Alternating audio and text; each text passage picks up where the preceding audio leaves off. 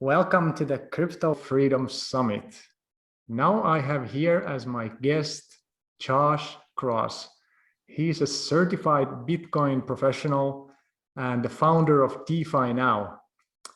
He got involved in crypto 3.5 years ago, and today he runs the DeFi NOW Explorers public Discord group, where he covers a wide range of educational and informational content. Welcome, Josh. Thank you. I'm glad to be here, Yanni. Appreciate it. Yeah, great that you could join us. And,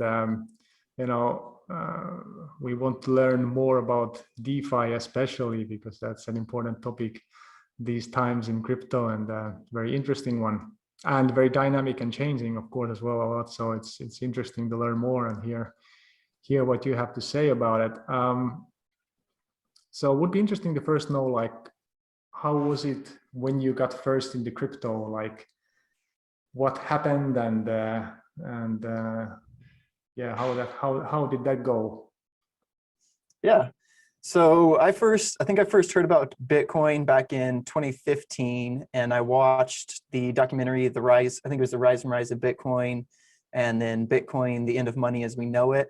And for some reason, I guess I wasn't totally convinced, like nobody really is the first time they hear about it. So 2016, I talked with some of my friends. We talked about buying some Bitcoin and this new Ethereum thing, but we never pulled the trigger on it. And then it wasn't until the peak of the last bull cycle in 2017, I finally bought Bitcoin in December of 2017 at $13,000, which is funny because now it seems cheap, but then it was really expensive. And yeah, bought at the top and then watched Bitcoin go all the way down. I ended up trading my Bitcoin and Ethereum for a bunch of garbage altcoins, trying to make a bunch of quick money. Ended up losing pretty much everything that I put in, but at the same time, I was also listening to videos by Andreas Antonopoulos and some of the other leaders of the space. And the philosophy of it is kind of what convinced me to stick with it even after losing the money. So I really saw the bigger picture view of it. And then, yeah, I started just learning as much as I could. I joined the Ivan on Tech Academy when he created that. So took all of the courses that he offered. I followed Ready Set Crypto, which is another good YouTube channel with some good content that's not all hype like a lot of the other ones were. And yeah, I just kept learning about it as much as I could. Then in last year, in April, actually, it's almost the 1-year anniversary, I started DeFi NOW, the YouTube channel. And initially I started it just to kind of convince my family in the validity of crypto and kind of just tell them, you guys need to be a part of this thing. It's going to be big, trust me. And so I started just doing, if you look at my earliest videos, they were all just educational, what Bitcoin is, why we need Bitcoin, what it would take to destroy or stop Bitcoin. And all these, basic videos. And then as my channel matured, I started getting more in depth into DeFi. And now my main focus is just researching projects that are about to launch or have recently launched, and just doing short videos explaining them, and then also interviewing different people. So interviewing the CEOs of companies, or I interviewed Pelike, who's another YouTuber who was the first artist to create an NFT album. So that was a really cool one. And yeah, just keep doing it there. Then I started the DeFi NOW Explorers Discord, so I could have a place to build another community outside of YouTube and have more in-depth conversations. And so people who own my NFT are able to access the private channels of that, but then there's a lot of good info in the free public channels as well. Yeah, that sounds interesting. Yeah, it's like because I myself as well got into Bitcoin like in 2017. I got in May, but then I got out of it mostly out of it December, January, to go into the altcoins when they were basically peaking out. So that was an interesting experience as well. So how did you deal with that, like when you come into the market at the top, because that's probably going to happen to a lot of people again at some point, maybe the end of this year or maybe next year, but how did you deal with that situation? Yeah, so at the time I was living in China. I was a preschool teacher out there, and I was pretty fortunate to where I had an extremely low cost of living and I was making pretty okay money, and but I could easily live off about 25% of my income. So even though I lost everything that I put into it, I did fortunately listen to people when they said don't put in more than you can afford to lose. So that's like the one thing that I'm really grateful that I didn't, like take on credit card debt and all this other crazy stuff that people do to buy into it. So the even though it wasn't a huge amount that I lost, but yeah, it was like, okay, well, I'm just gonna stick with it, and I think that it's gonna come back. I didn't have any idea that the bull market or the bear market would take as long as it did take, but I just kept thinking and kept telling myself that I'm still really early, that we still have less than 1% of the population who's into this stuff. So it will come back again, and then just kind of stick with it. Yeah, that's a very good mindset to have, like I guess even today you could still say that we are pretty early. So even though many of us feel like the urge to jump into the ride the green candles or chase them, like but it's still like, I think there is no need for that. Would you say that? Yeah, I think if you're chasing the green candles, you're going to buy high and sell low. So people, I actually did a video on this, why most people lose money. And it's just when price is going up, people will think it will continue to go up. So they buy it. And then when the price is going down, they think it will continue going down. So they sell it. So even in a bull market where everything's going up in price, you'll still have a lot of people losing money, because every time there's a rally in the price of a crypto, people buy into it, and then every time it crashes, they sell. So even as it's going up and up and up and higher, they're still buying the peaks and selling the dips. And yeah, so that's the biggest thing is just, I think for me, is because I'm not a trader, I'm more of a long-term investor. So I try to get just as much as I can, try not to pay attention to the short-term price swings and focus more on the fundamentals of a project. So I know that I do a lot of research into this one project, and then I can just buy a small bag of it and then leave it. And then I'll go and look at another project, and if I like it, I'll buy a small bag and leave it. Or I'll start dollar cost averaging into it. And that's a really good way to go about it, because if you try and pay too much attention to the short-term price swings, it'll drive you mad. Yeah, absolutely. Could you explain to people who don't know what means dollar cost average? Yeah, dollar cost averaging is just, if you first, what I would say is understand the projects you're investing in, understand as much as you can about it, the team, the tokenomics behind it, their competitors, what kind of edge they have over the competitors. And then you just decide that you're going to start dollar cost averaging. So you set a period of time and a period of money, and then you just start putting in the same amount of money every day, every week, every month. Ideally a really small amount of money. And then as you get to know it better and you get more confidence, you can put in more and more at a time. And so it doesn't matter what the price is, you're going to put in $5 a day or $5 a week, and you just add that to your position, and then you'll get a nice average price that you're getting into. And then for most people who don't understand technical analysis and how to read charts and all this stuff, that's, I think, the best way to do it. Not financial advice, of course, but I think that's the best way of doing it, because then you don't need to worry about what the current price is. If you think that the project has long-term potential, then you just put a little bit in over time, and then over time you build up your position, and the average price that you paid will be better than it will typically be if you just buy it all at once. Yeah, I think that's one of the smartest ways, I guess, for the beginners out there to approach these markets. And because I've noticed that also myself, that it's almost like the less you trade, the better. Especially now, it's because you end up doing it at the wrong times most of the time, unless you Yeah, really know what you're completely. doing. Right. I think the stats on this are kind of hard to figure it out, but it's typically like 85 conservatively, but more likely it's like 95% of people who trade lose money. So unless you think that you're in the top 5% of traders, it's probably not a good idea to trade. Yeah, and as we can see now, like I guess most of the projects which have some sense to them have gone like multiple times up, like 5, 10, 20, 50, like from the January of this year up until now, Yeah. so it's pretty hard to beat that by trading. Yeah, absolutely. And holding is typically a better strategy and performs better than trading anyway. Yeah, yeah. So you came in at the peak, last peak, and then you started to learn about cryptos and investing in them. And so did you have some big challenges on the way, like something that you had to overcome before you could actually, you know, make money and be successful in this Yeah, investing? absolutely. You know, especially when I moved back from China to the US, because then all of a sudden I wasn't making as much money and my cost of living went up a lot. So that was definitely a tough thing, because if you want to make money investing, you kind of have to have some money to start with. Mm. And I didn't have a whole lot to start with, especially in the early days of my YouTube channel. I think in the first 10 months I was running it, didn't really, actually it wasn't until my NFT sale that I did earlier this year that I actually started to make money from it.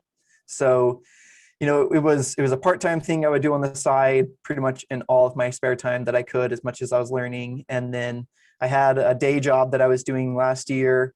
And, you know, like I said, I started DeFi Now in April. And then by the time, I think it was in June, I quit my day job to do it full time. I just kind of really believed that it was important for me to get in the best position I can get myself in as quickly as possible, because I knew that the bull market was coming and that I needed to be in that position before the bull market actually got here.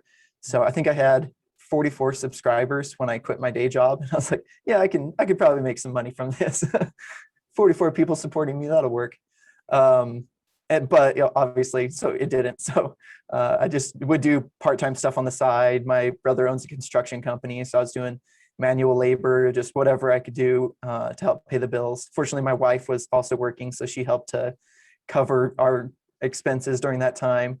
And yeah, it's just basically just believe in what I was doing and try and put as much effort and time into it, build it as quickly as possible, and try to make the videos as good as possible. I think that's what I tried to do to set myself apart as much as I could, is make the video quality, how well I can explain things as good as possible, and try to show that I care about the viewer's time as much as possible. So taking a video that's really long or taking hours of research and trying to condense it into a 10-minute video. And eventually it started to work out pretty well. So yeah, I'm pretty fortunate in that regard. Yeah, I think it sounds like a good idea. Like especially I guess making shorter videos, because now I see that there are a lot of channels, and some of them make very long videos, and it's like there starts to be quite a bit of content on the YouTube already about cryptos as well. So yeah, I think people appreciate a bit shorter videos as well. Yeah, for sure. Yeah, there's some really good ones. Like I used to listen to Ivan on Tech's crypto news. What is it? Good Morning Crypto. Religiously, I would listen to it all the time, and it's an hour every single day. But I would just go and do other things while I was listening to it. And there are some other good ones that will do longer videos. But yeah, there's also a lot of them that just kind of, maybe they could cut it out a bit to make it shorter, because there'll be times I'm just kind of skipping through. And so I kind of, from what I wanted in YouTube, where I would just want to find a video or a channel that would condense it into a shorter version. And so that's what I created. Yeah.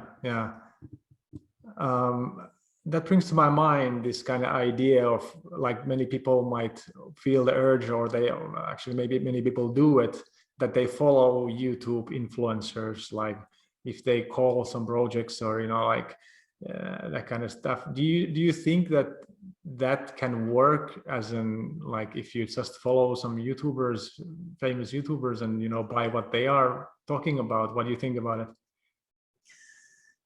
I think it's pretty hit or miss. I think, and it really depends on the YouTuber. I think with certain ones, unfortunately, a lot of them, I think, will purchase a token and then talk about how good it is, and then the price spikes and then they sell. But I think there are also some good YouTubers that talk about the fundamentals of a project, or that you could just follow. I think if that's your sole trading strategy, where you're just trying to follow YouTubers, it's really risky. I think, there's a reason everybody says do your own research. And it's a big part of that is that eventually, especially as this market grows, eventually it'll get to the point where most people will be wrong most of the time, kind of like how traditional markets are right now. If you just follow what the herd is doing, you'll probably do okay, but then when there's a big problem in the market, you're also going to be among the people that lose out. And if as much as you can think for yourself and kind of have your strategy be unique, especially if you can get some kind of edge, then that I think is a much better strategy. But to me, it always just comes down to you need to know what you're investing in. You need to understand blockchain and understand the drawbacks of blockchain as well as the benefits of it in order to be able to invest in a good way. But yeah, to answer your question, I think there are some YouTubers that you could probably follow and do well. I think if you don't really know what you're doing, it's probably, what I would tell most people is just buy Bitcoin or just buy Bitcoin and Ethereum, or, it's going to be really hard in the long term for almost any project to outperform Bitcoin. I think Bitcoin is still the king, is still, pretty much unstoppable. I mean, it's still unstoppable right now. You can't shut down the network. It's got more adoption. It's more decentralized than anything else. So unless you have the knowledge to be able to research different projects and be able to tell what's good and what's not, I would typically tell people without giving them financial advice that Bitcoin is a good thing to just stick with. How does your average day look like investing and researching? I think the way I would look at it, at least for me, is the freedom I'm going for is going to come later, because right now I don't have it. Right now, my average day is, I don't know, I probably spend 12 to 14 hours in front of my computer most days. And a big part of that is just the amount of time that I put into each video and into researching and running the Discord group and keeping up with all the Telegram chats and everything like that that's going on. So yeah, that's kind of the main focus, is just I spend as much time as I can. I think right now with the timing of the bull market, as we're getting more, the bull market's getting in more and more hyped up, I really just want to capitalize on this as much as possible. And I kind of just make the joke that I'll sleep during the bear market and rest during the bear market, even though I might not, I don't know, we'll see. But yeah, so that's kind of the main thing.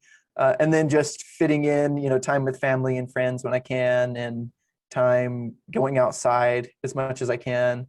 But yeah, the big thing right now is I'm trying to grow as fast as I can. So I spend a lot of time here in my studio.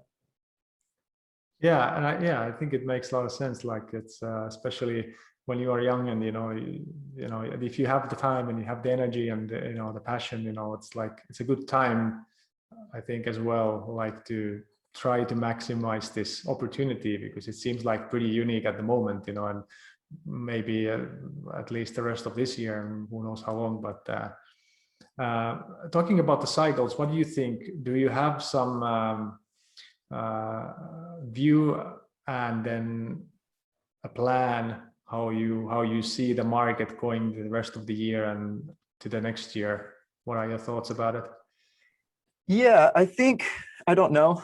And so my plan is kind of centered around the fact that I don't know. So that's a big part of why I stick with dollar cost averaging as much as I can into things, where I'll get my tokens throughout a period of time.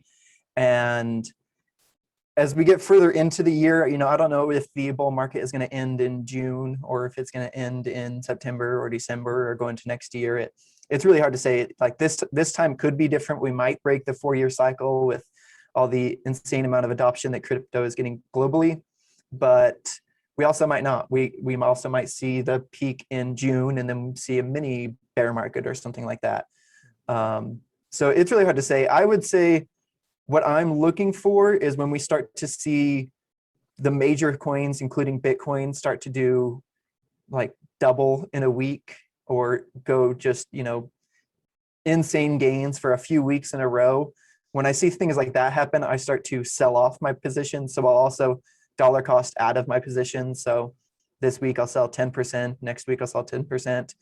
And then I pull those profits out into either stable coins. I'll probably do a lot of it into stable coins when I'm pulling out profits. I think it is important to take out profits, but it's tough to know the best strategy with that. And for me, dollar cost averaging requires the least amount of brain power. So that's kind of what I focus on. And so I'll be dollar cost averaging out as we lead up to the peak, and then I'll continue dollar cost averaging out as we finish from the peak, because I don't know if that is the actual peak. And so pulling out, whatever percentage over a period of time into stable coins, and then just putting those stable coins into some kind of DeFi protocol that can, help bring in more returns and things like that.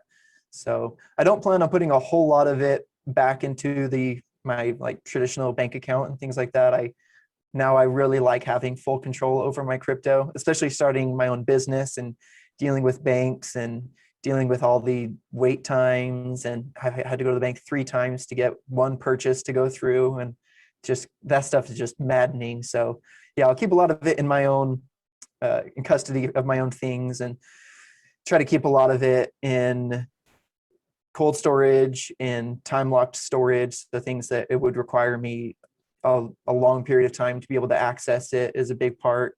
And because I'm kind of going on a little bit of a tangent, but by being your own bank, you need to understand the security.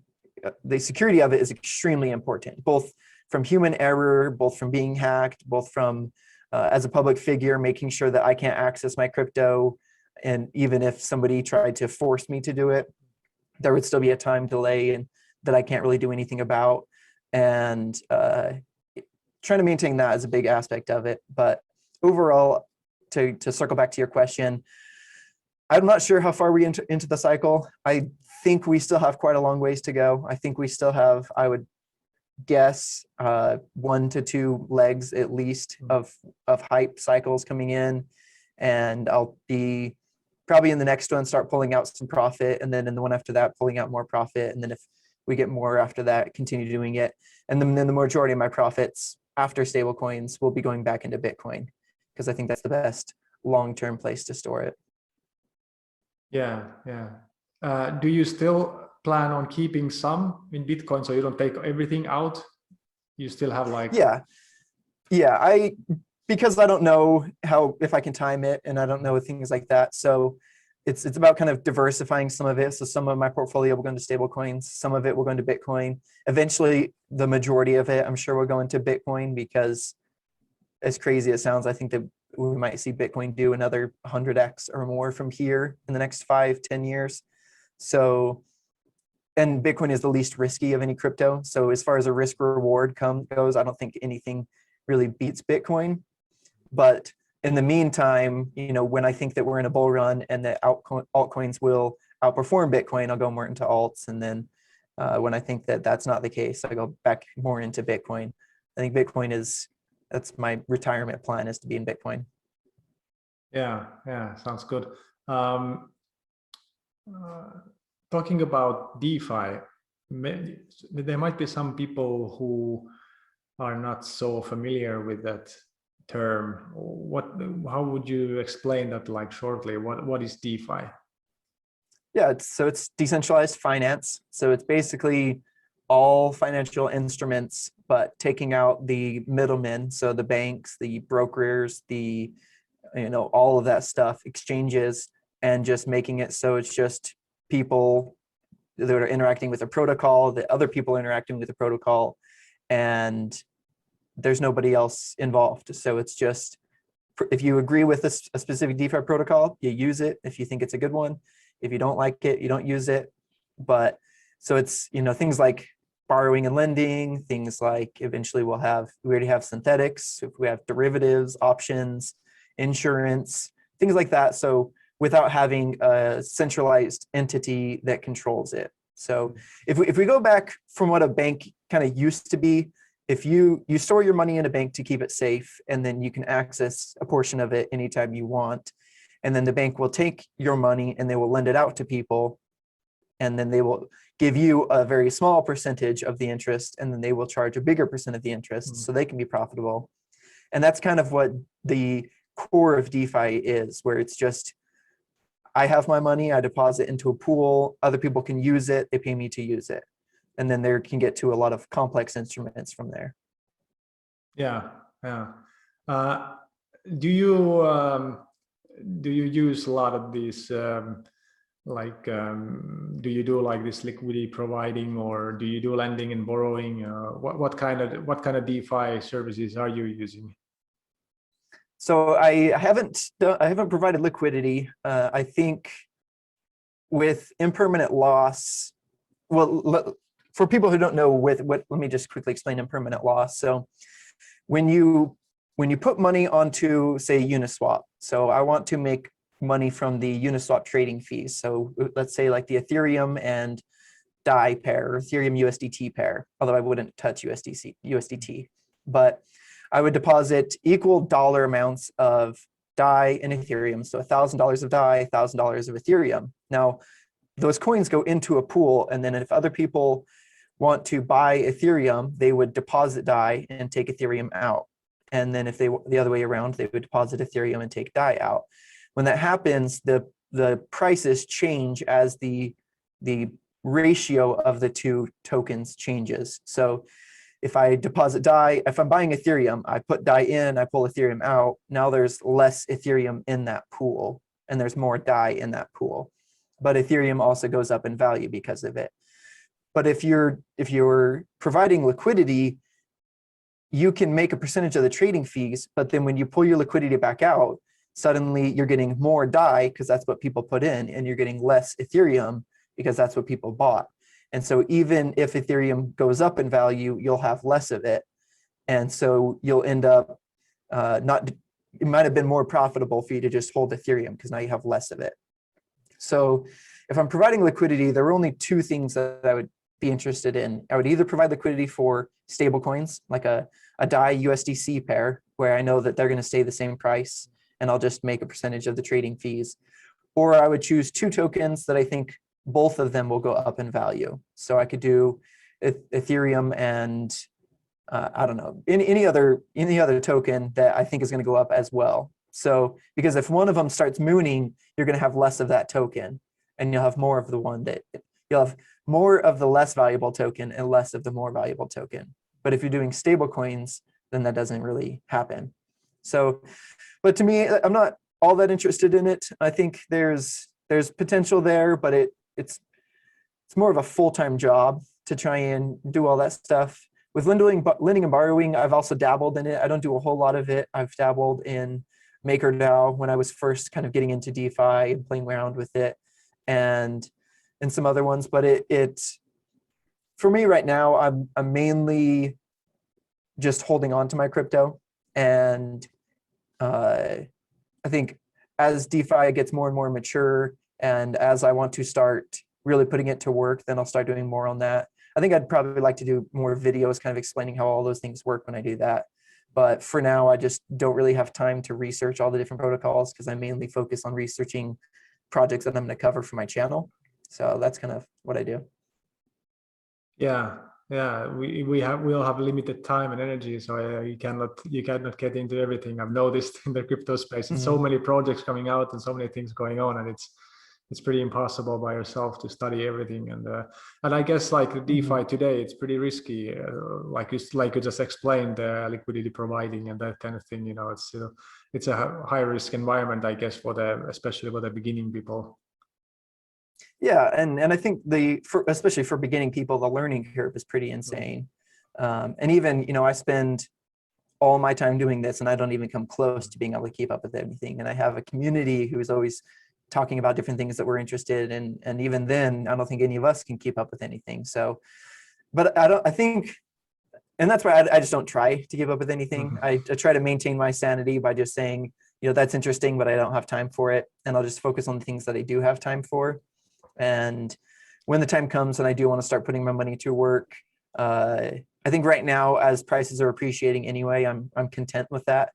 But especially as we get into the bear market, and especially as DeFi grows to be, as big as traditional finance or much bigger than traditional finance, we won't see the same percentages and things like that, but it'll also be a lot less risky. The longer a protocol exists, especially if it's been audited, the less risky it is. So the ones that have been around for a long time, that have been audited and are open source, and they've kind of stood the test of time, the test of time of a year, but that's how new DeFi is. they're a lot less risky. But the ones that are just now coming out, of course, those are very risky. Until people have a chance to try and find bugs and exploit it, and there's been an exploit and then they fixed it, and there's been other issues and they fixed it, then I start to have more faith in a protocol. Yeah. Do you think that now, because now there is quite high percentages, like yearly percentages to profit from the DeFi protocols and these kind of things, do you think that if we get this bear market, that it has a big effect on these percentages as well? Do you think they come down also because of the bear market? That's a good question. I think it's really hard to say. I think with certain ones, yeah, that's the case. But with things like borrowing and lending, I think there will still be demand for it. Maybe not as much, but yeah, I'm not sure exactly how that would play out. That'd be something to be interested to look into. I think it could. I think with some it probably will, and with some it'll probably still do really well, just depending on the demand. So if there's, for instance, if we looked at like Filecoin, which is a decentralized data storage. So miners need to stake Filecoin in order to be able to mine more Filecoin. And so they will borrow Filecoin from holders and pay them interest on it. If there's the demand for data storage increases, then I think that they would continue paying a good APY to holders, because then they can still make money for it. But it just depends on, in that case, it really just depends on adoption. And that's kind of what all of it comes down to for the long-term fundamental analysis, is whether or not it can be adopted. So the protocols that are getting widely adopted will continue to do well, and most of them which won't get adopted will kind of just slowly die off or crash and burn or something like that. Yeah, it makes sense, and that's very good advice as well for what to look for in the bear market. Like what has real world use case and which is working, and maybe there you can still get some nice gains as well. Many people are also interested in doing their taxes, and do you have like some software or some tool that you use for tracking your taxes? Yeah, let me pull this up. So we had this conversation in my Explorers group. We have a channel that's exclusively just for talking about how to track your portfolio and stuff. And there's some compared to what there used to be, there's some really good ones. I really like Zen Ledger. So Zen Ledger, you basically just connect if you have a centralized exchange account, you connect to the APY so that it can read your transactions. Of course, make sure that that's all they can do.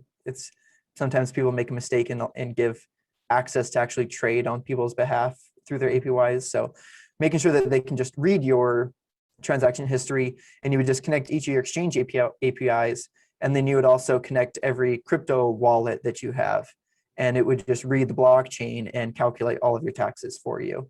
So a lot of them do that. It really just comes down to which exchanges they support, the different blockchains that they support, and kind of just how you like their interface and things like that. So I've heard good things of, Zen Ledger is a good one. Let me pull this up.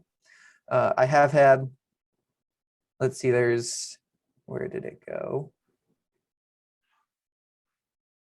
So there's also Coin Tracker, which I've heard really good things about. Coin Tracker is one that I've also looked into before. I have heard there's also CryptoTrader.tax, but one of the people in my group said that after they connected their APY to it, they had some issues with their data being leaked, so I wouldn't recommend that one. But the two big ones I look at are Coin Tracker and Zen Ledger. I first looked into Zen Ledger because with CoinGecko, if you have the CoinGecko app, you can get candies by going in there every day. And I got a discount on Zen Ledger, and I was like, oh, okay, let's take a look at this one. And then it ended up being really good. And the big thing for me also, especially as I do the 2021 taxes, which are going to be a lot more complicated than 2020 taxes for me, is that I can just hire a tax professional to just do it. So that'll be the big thing that I just look at. And yeah, so those are the ones that I look at. Yeah, great advice.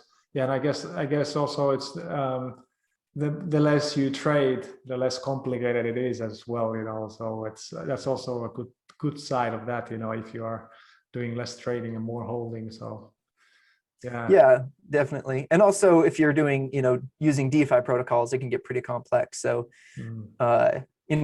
of course, none of this is tax advice, but I would say talk to a tax professional and figure it out, because especially if you're in the US and you're doing crypto, you need to make sure you're doing your taxes correctly, because it's all on the blockchain. They're gonna find all your crypto that you hold. So make sure that you're being compliant with all of it. Yeah. So we have a big theme here in Crypto Freedom Summit. The big question being that if you would have to start today all over again and knowing what you know today, like what would you do? Like if you would have to start fresh now and get into crypto and into DeFi especially.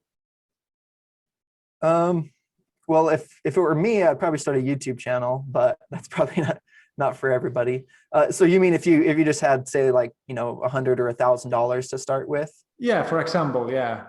Yeah. So I would say probably put it into Bitcoin or dollar cost average into Bitcoin, or maybe put half of it into that, and then just start learning. As I kind of always go back to, is that you've got to be learning what's going on. I would say be very careful about things that are really hyped.